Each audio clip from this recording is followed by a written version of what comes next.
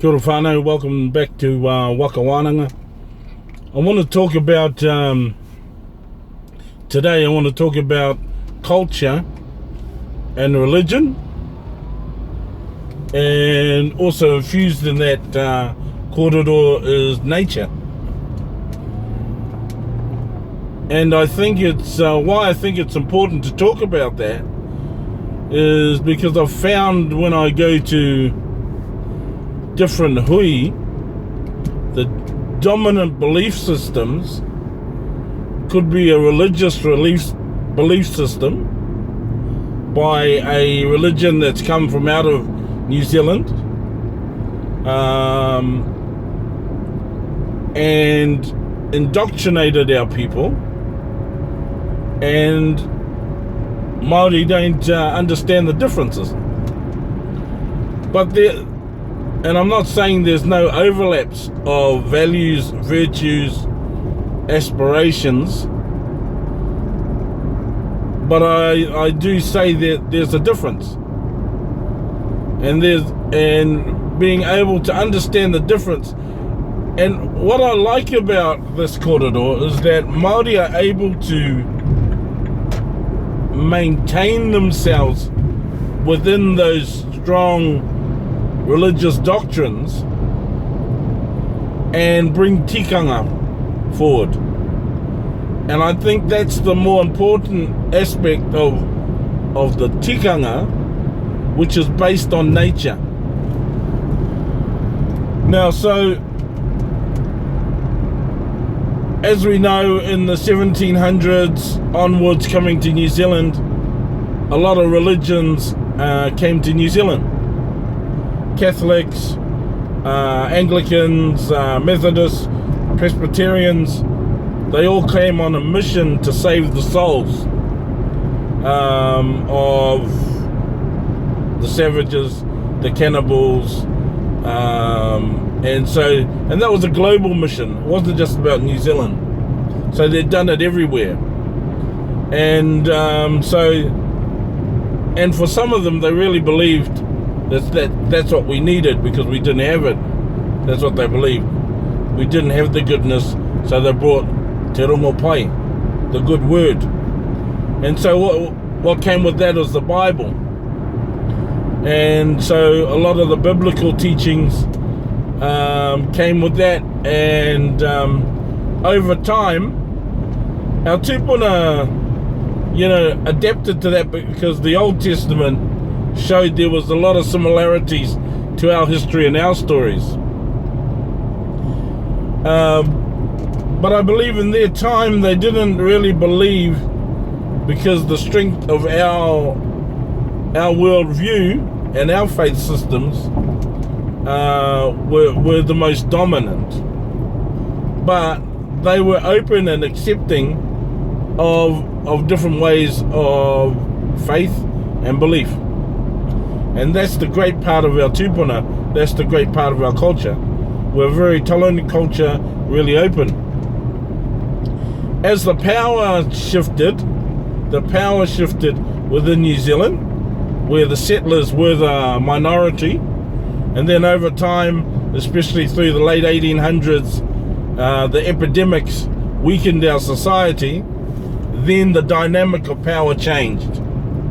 Even after the New Zealand wars in the tribal wars in the 1820s, the New Zealand wars, right up to the 1850s, and then the epidemics in the late 1800s weakened our people a lot. And then I believe that the churches started to exploit, and in some ways they created sanctuaries, but the belief systems and the colonial state wanted us to assimilate, and the churches and the state got together and they did the big job on us. Anyway, we survived that, we came out of it, and now Māori are thriving.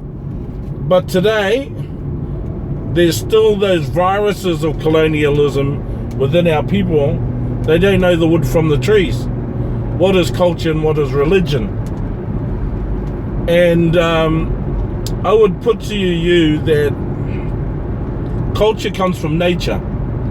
All indigenous peoples had systems by which was in tune with their surroundings and also drew strength from their atua or ngā atua, plural, to achieve whatever they needed to achieve.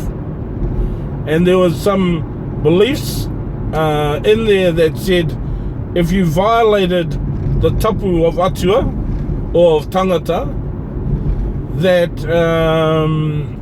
you would be punished. So it's quite a complicated but a lot of the indigenous races throughout the world, before the dominance of Western culture, was based on ngā atua, plural, but there was the supreme being, which was Io in our world, but it was faceless. It was not a god that needed to be defined with a picture. It was a god that was there in the knowing, and you didn't have to have the icon to say this is what it is. And what was the key issue was that it was in us, that we were one, and that we could express our atuatanga as well as our atuatanga in this world. Now, what Christianity brought was a type of liberalism, because when you get a culture like that, developing like that, there's a hierarchy. There's a hierarchy, and there's a kauwairunga, kauwairaro, and I know there's people more learned than I am about that. But some of the key things to accessing the higher realms was that it was restricted to certain individuals that had the mana. And so when Christianity turned up and liberalized that spirituality, and I believe that's the reason why it was readily accepted. It's like the older brother, younger brother of England. The older brother got everything, and the young brother got nothing, because the incident of being born later than the tuakana.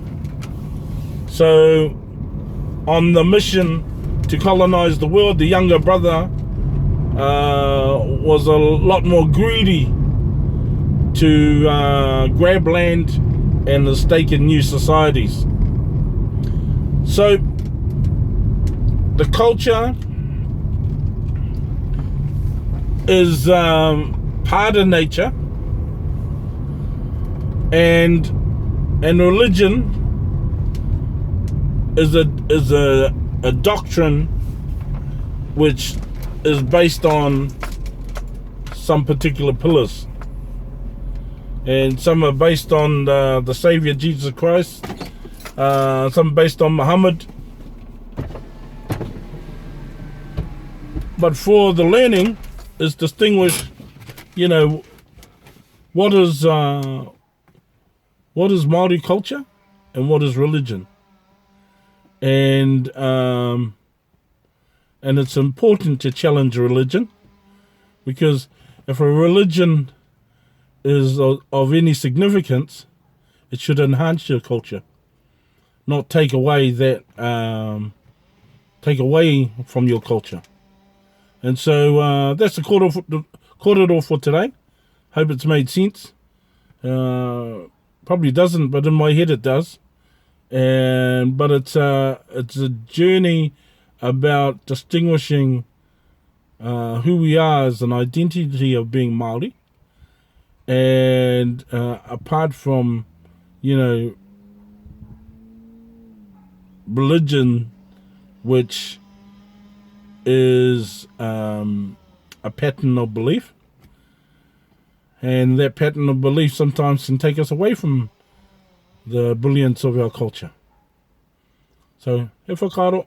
I'll leave it with you, fellas. Kia ora. Have a great day.